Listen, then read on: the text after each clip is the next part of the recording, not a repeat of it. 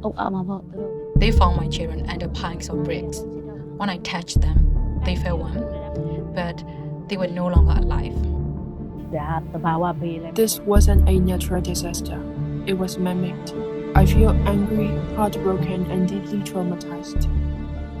On May 31st, a massive warehouse explosion in Kaung Tup village in northern Shan state's Namhkam Township damaged hundreds of homes and killed dozens of residents, leaving survivors to deal with the aftermath and leading some to wonder whether it was even worth rebuilding.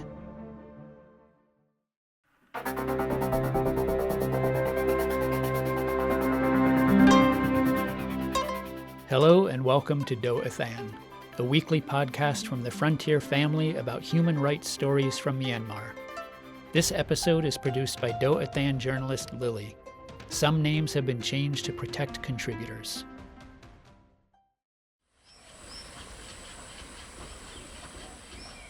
Residents of Kaung Tup, located in northern Shan state's Namhkam Township near Myanmar's border with China, say the village was once a joyful and peaceful place.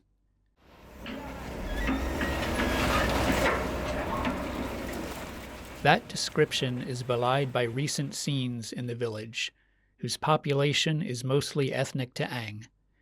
Brick walls are broken, tin roofs lie crumpled on the ground, trees are shattered, and remnants of destroyed houses are scattered everywhere.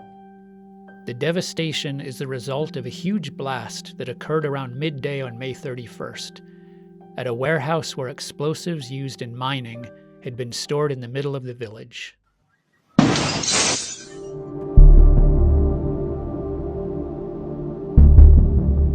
According to the Taung National Liberation Army, which controls Kaung Tup, the explosion killed 43 people, including 7 children, and injured nearly 140 others. The 500-meter blast radius damaged or destroyed more than 580 homes.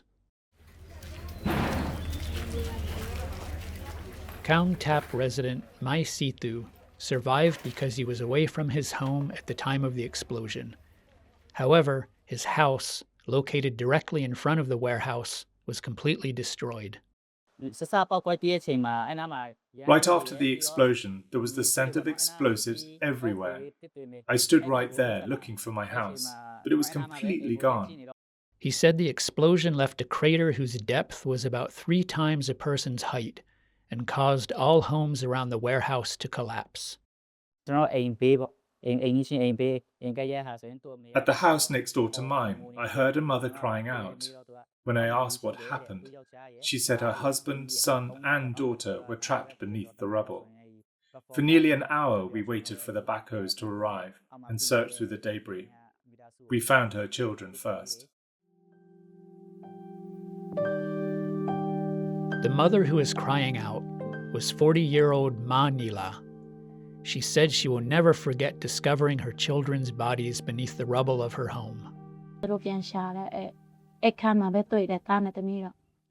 found my children under piles of bricks. When I touched them, they felt warm, but they were no longer alive. The blast killed her husband, her 11-year-old daughter, and one of her 6-year-old twin sons. Ma Nila and one of her daughters survived because they were away from the house when the explosion occurred. Ma Nila buried her children but never found her husband's body. She also lost nearly all of her belongings, recovering only the family registration document and a phone her children had used. My children were happy and were cuddling the last time I saw them.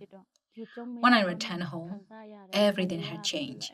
I'm overwhelmed with grief and wonder why fate has been so cruel to me and what karma brought this upon me.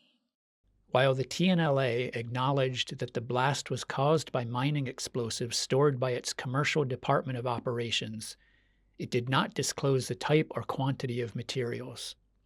Video footage posted on social media shows a huge mushroom-shaped cloud of smoke hundreds of meters high.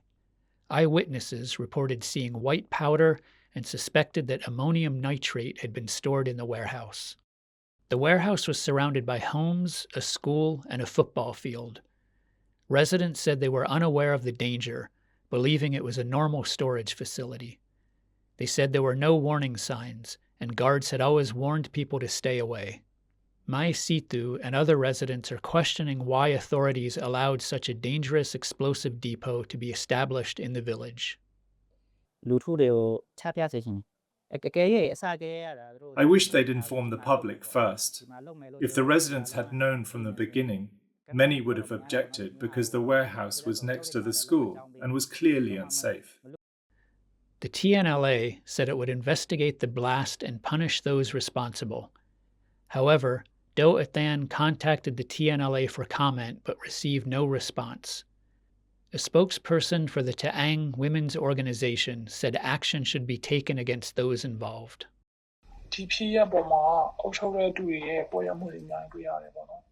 We see serious negligence by local authorities in this incident. Since the area is under TNLA control, they must take legal action, conduct a thorough investigation, and reveal the truth to the public.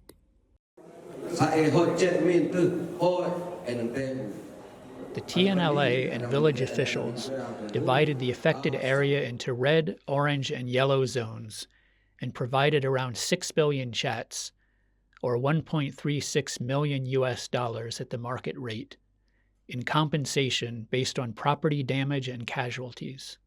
However, Mai Situ, along with other residents who suffered major losses, said the compensation is insufficient. If you ask whether the compensation is enough, it is not. We lost not only our home, but everything inside, including motorcycles and computers. I recovered nothing except the household registration document and our ID cards.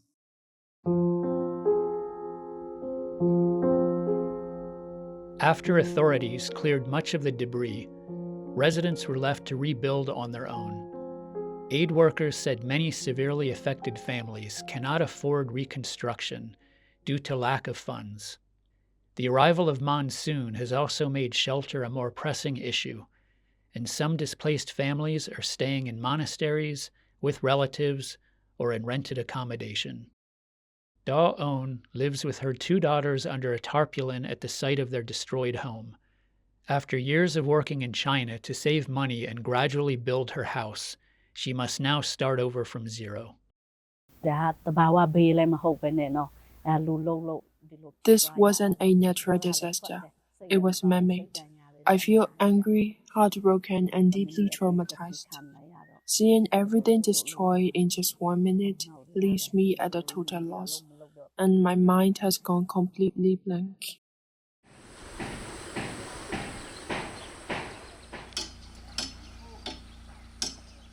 More than a month after the blast, the sounds of house repairs and the sight of new houses in Kaung Tup suggest signs of recovery. But beneath the new roofs are deep wounds for residents who lost loved ones, friends, and property. Da-on continues to grieve the deaths of her relatives and neighbors. It's no longer possible to live happily in this once joyful neighborhood.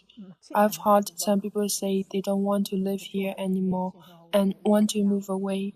As for me, I don't feel like rebuilding or doing anything now.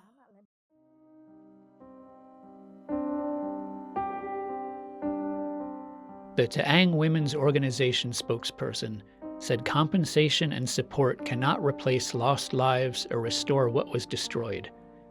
Many residents no longer feel safe living in the village, she said, adding that people remain psychologically unable to cope with the shock of suddenly losing everything. They need immense psychological strength to rebuild and resettle in a place where they lost their families and homes and experienced such a nightmare. We see many have not rebuilt, and if they don't want to return, a relocation plan is necessary. However, any alternative site must provide proper transportation, healthcare, and education services, or the community will not accept it.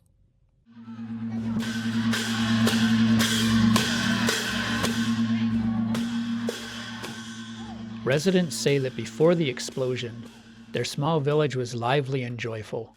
People gathered to celebrate festivals regardless of age. Now the community has fallen silent as it tries to recover, Mai Situ said. Our village used to be a joyful place filled with Ta'ang cultural festivals and events. Now, watching old videos and seeing those who died makes me incredibly sad. Some people cry daily, especially the elderly, whenever this is mentioned. Even if we rebuild and return, this tragedy will haunt us. It will make it incredibly hard to find happiness in the village again. The Ta'ang Women's Organization spokesperson said the only way to bring justice to the victims is to uncover the truth behind the tragedy.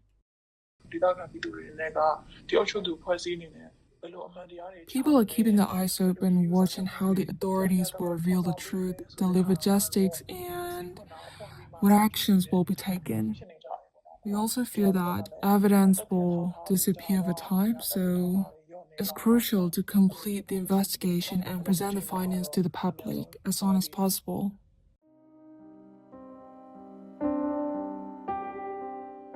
Ma Nila and her husband spent years working various jobs in China and saving money to build their home. Now it has been destroyed, and she says she lacks the strength to rebuild on the land where she lost her family. She urged authorities to prevent similar tragedies. After seeing how many lives were lost, how many homes were destroyed, and how much grief people suffer because of this blast, I never want to see this kind of thing happen anywhere else. If there are other dangerous facilities, people must speak out and stop them.